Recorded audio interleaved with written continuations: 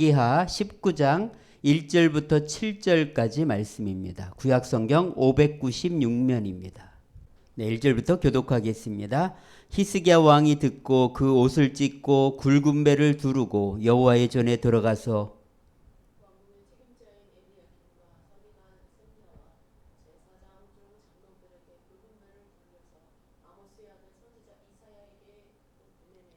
그들이 이사야에게 이르되 히스기야의 말씀이 오늘은 환난과 징벌과 모욕의 날이라 아이를 낳을 때가 되었으나 해산할 힘이 없도다.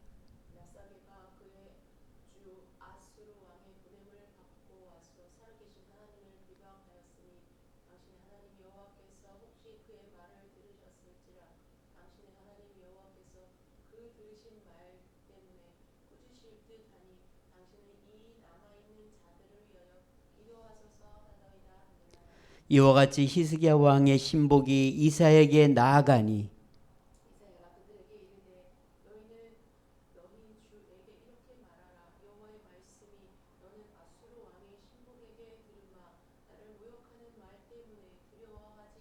같이 읽겠습니다. 내가 한 영을 그의 속에 두어 그로 소문을 듣고 그의 본국으로 돌아가게 하고 또 그의 본국에서 그에게 칼에 죽게 하리라 하셨느니라 하더라. 아멘. 올해는 12띠 중에서 용의 해입니다.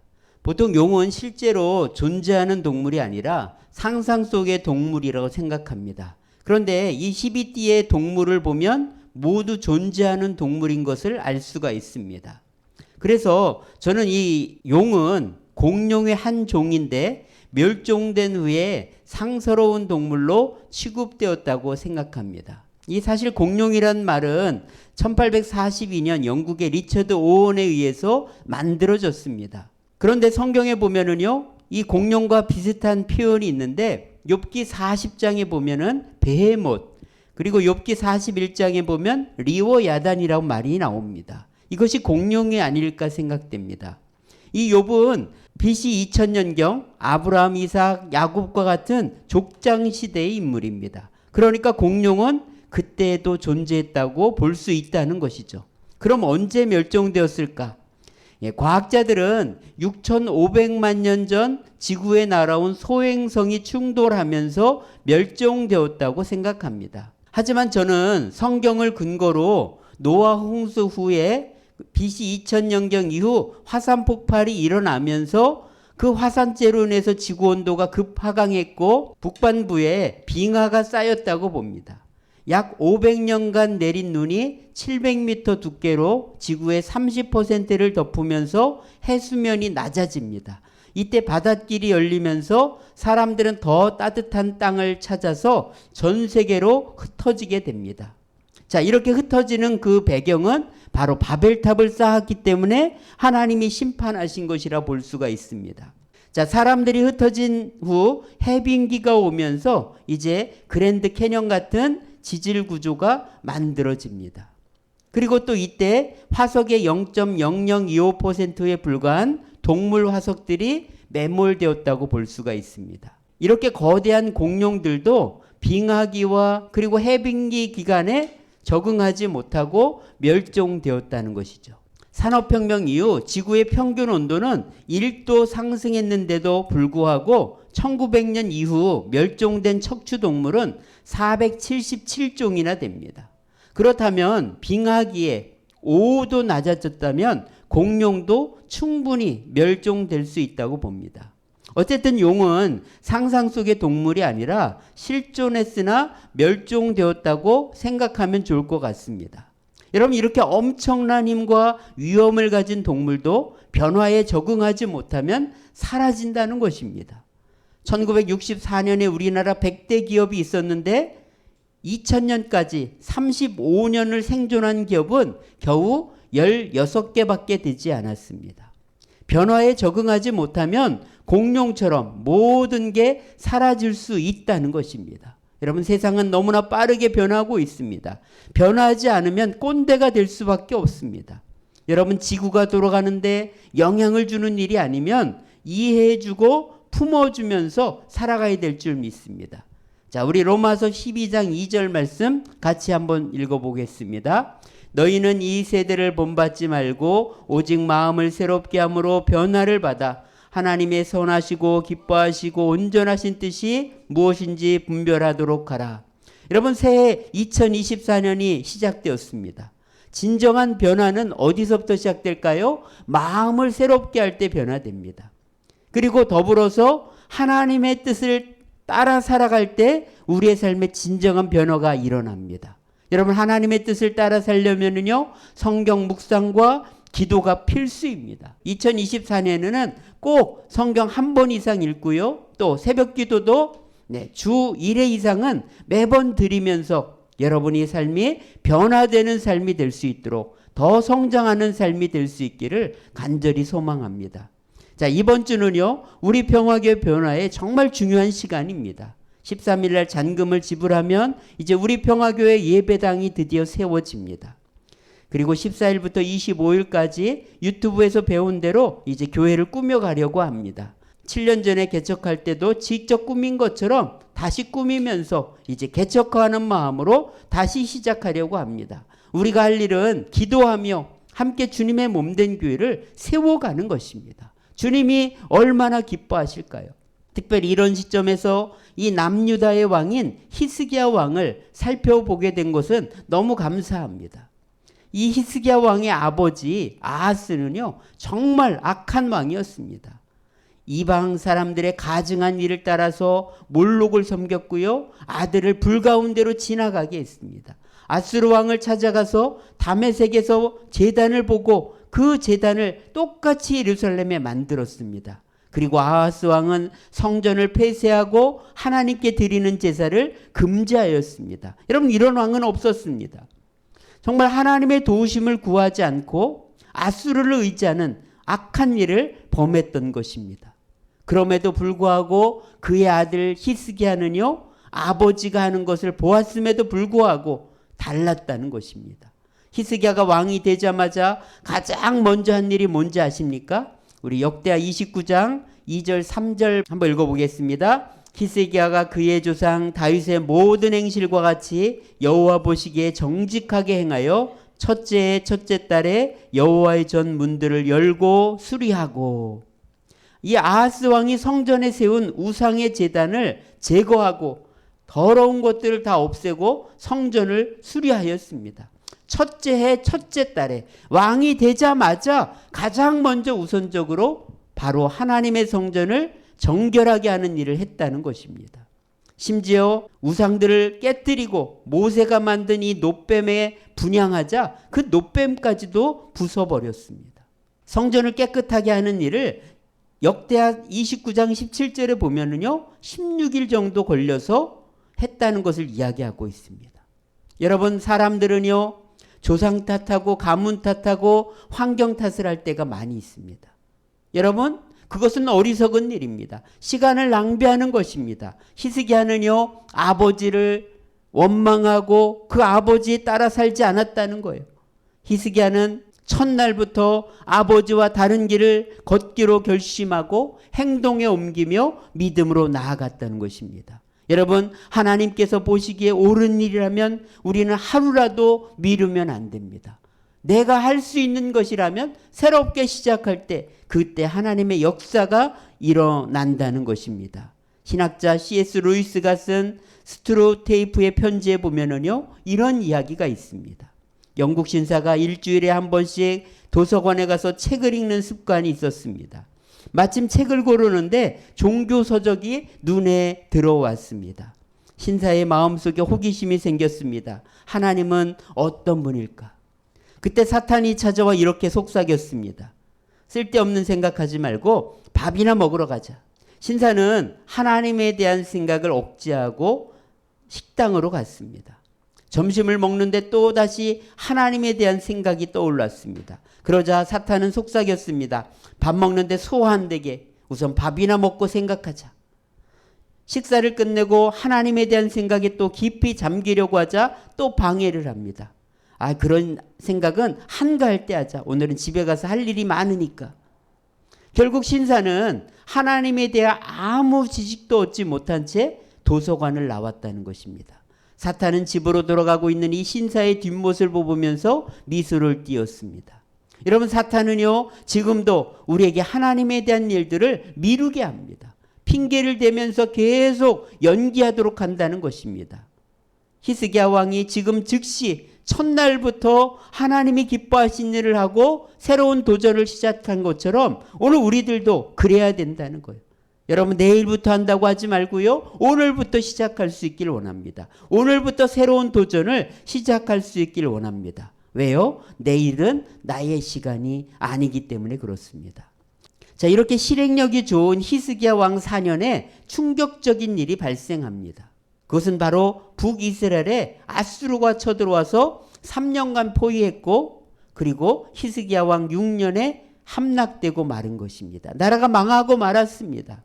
북이스라엘은 역사에서 완전히 사라졌습니다. 왜 그럴까요?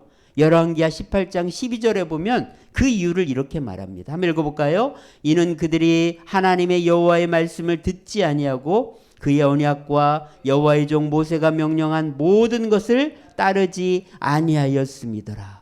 여러분, 왜 북이스라엘이 망했을까요? 국력이 약해서요? 아니라는 것입니다. 하나님의 말씀을 듣지 않고 하나님의 말씀을 따르지 않았기 때문입니다. 만약에 히스기야가 하나님을 찾지 않았다면 남유다도 똑같이 망했을 것입니다. 바로 하나님께서 히스기야에게 은혜를 주셨고 다시 한 번 더 기회를 주신 것이죠.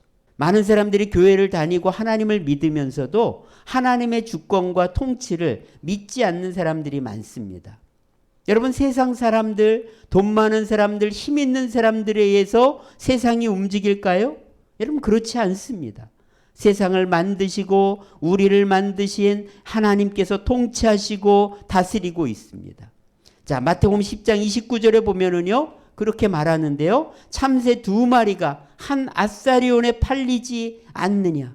그러나 너희 아버지께서 허락하지 아니하시면 그 하나도 땅에 떨어지지 아니하리라. 여러분, 푼돈에 팔리는 이 참새 한 마리의 운명도 하나님이 허락하셔야 바뀐다는 것입니다. 하물며 하나님의 형상을 닮은 존재인 우리를 하나님께서 지켜주시지 않겠느냐고 우리에게 말하고 있습니다. 여러분, 모든 것이 하나님의 손에 달려 있습니다. 이걸 믿기 때문에 하나님께로 우리는 달려가야 되는 것입니다. 하나님을 바라봐야 되는 것입니다. 그런데 우리가 하나님을 믿는 것 같지만 또 막상 어려움이 닥치면 세상을 더 두려워할 때가 많습니다. 히스기야 14년에 그런 일이 발생했습니다. 사네립이 애굽을 치러 가다가 히스기야를 칩니다. 히스기야는 즉시 예루살렘 남서쪽 40km 라기스에 사람을 보내서 내가 범죄했다고, 잘못했다고 말합니다. 그러니까 사네립은 은 300달란트와 금 30달란트를 조공으로 바치라고 명령합니다. 히스기야는 그래서 결국 왕궁의 은들을 다 주고 심지어 성전에 붙어있는 금들을 다 벗겨서 바쳤습니다. 여러분, 얼마나 비참합니까? 근데 이렇게 바쳤는데도 불구하고 2년 후에 아수르 왕은 히스기야를 공격합니다. 자, 18장 17절 이후에 보면은요, 랍사게는 두 번째로 쳐들어와서 모욕적인 말을 쏟아놓습니다. 네가 하나님을 의지한다고? 네가 애굽을 의지한다고? 나는 하나님이 너희를 치라고 해서 왔다. 백성들에게 말합니다. 히스기야에게 속지 말라. 항복하라. 그럼 내가 너희를 잘 살게 해주겠다. 이렇게 유혹합니다. 이때 히스기야는요, 이 말을 듣고 2년 전처럼 범죄했다고, 잘못했다고, 용서해달라고 그렇게 말하지 않았다는 것입니다. 자, 열왕기하 19장 1절 말씀 우리 같이 읽어보겠습니다. 히스기야 왕이 듣고 그 옷을 찢고 굵은 배를 두르고 여호와의 전에 들어가서. 여러분, 히스기야는 어떻게 했다고요? 옷을 찢고 굵은 배를 두르고 하나님의 전으로 달려갔다는 것입니다. 군대와 무기의 힘을 의지하는 것이 아니라 기도와 눈물로 하나님께 매달렸다는 것입니다. 여러분, 사람에게 매달린 것은 그때뿐입니다. 근본적인 해결책은요, 하나님을 찾는 것입니다. 지금 내 문제는 상대방을 달래고 사람들의 도움을 받아야 되는 것이 아님을 깨달아야 됩니다.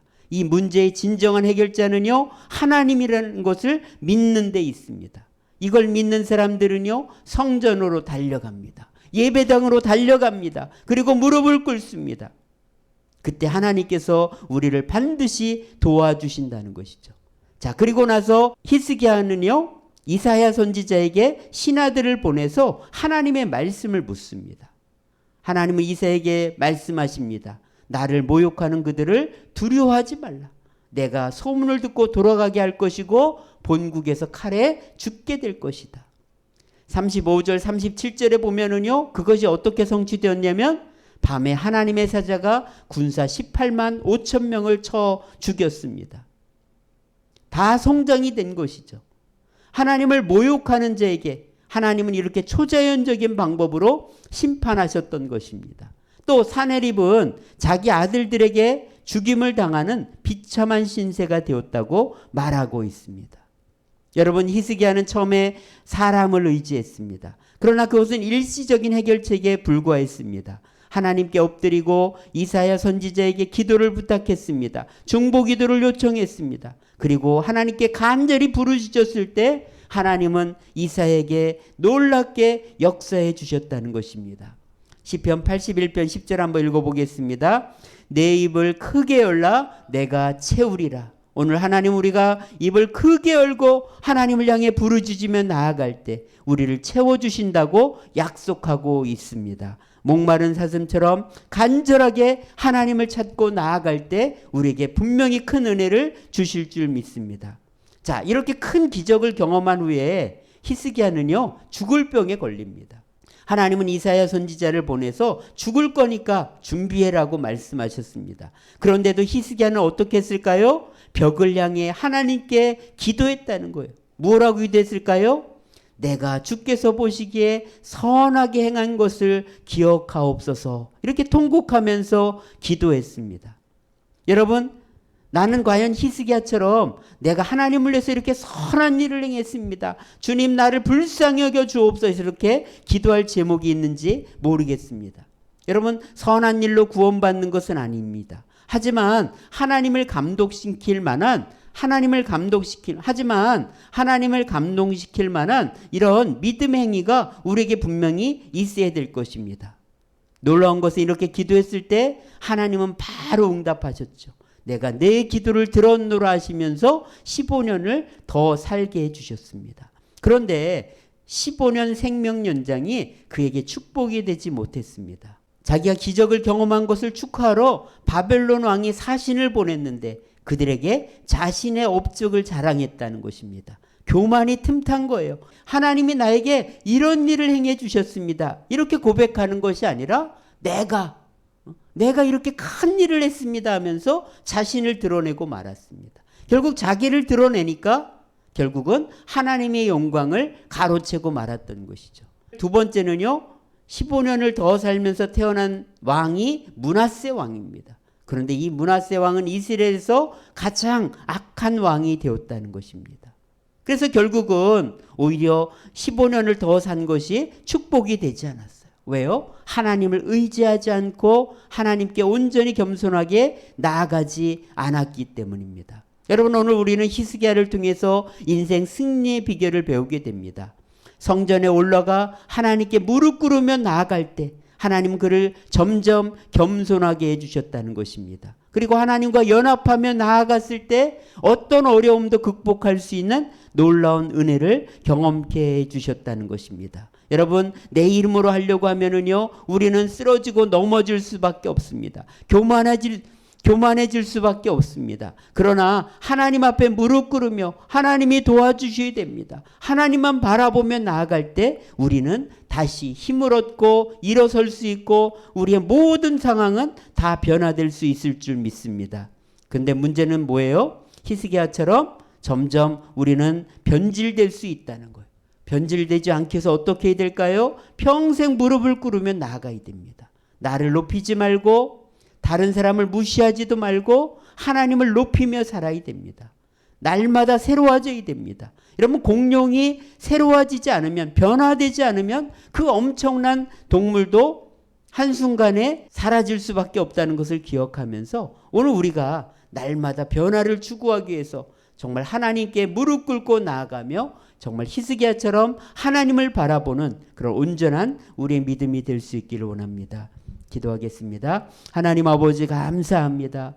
정말 공룡도 변하지 않으면 멸종될 수밖에 없는 것처럼 오늘 우리가 변하지 않으면 그냥 살면 우리는 점점 타락하고 교만해질 수밖에 없는 어리석은 존재임을 다시 한번 깨닫습니다. 아버지 하나님, 더 주님께로 달려가고 더 무릎으로 살아가고 더 말씀 붙들고 사는 저희들이 될 수 있도록 인도하여 주시옵소서. 그래서 아버지 2024년 승리하는 한 해가 되게 하시고 더 성장하는 한 해가 되게 하시고 우리의 삶이 새로워지는 축복의 한 해가 되게 하여 주옵소서. 우리 구주 예수님의 은혜와 아버지 하나님의 크신 사랑과 성령의 충만 인도와 함께 하심이 하나님만 바라며 믿음으로 살기로 다짐하는 우리 모두에게 이제로부터 영원까지 함께 하시기를 간절히 축원하옵나이다. 아멘.